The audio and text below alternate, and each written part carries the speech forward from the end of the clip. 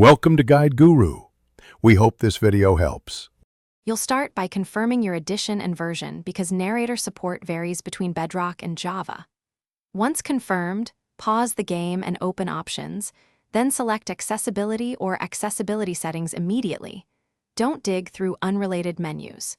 Make sure you're signed into the correct profile and note whether you're on PC, console, or mobile, because the settings layout changes. This step gets you to the right screen fast, so you can flip the TTS control. Once on the accessibility screen, find the narrator or text-to-speech toggle.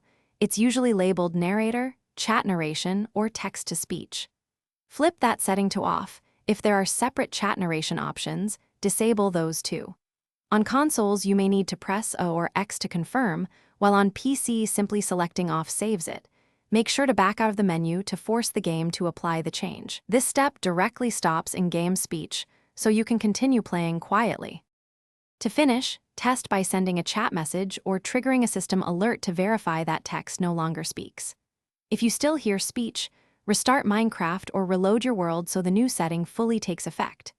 If speech persists after restart, check your device's system-level accessibility.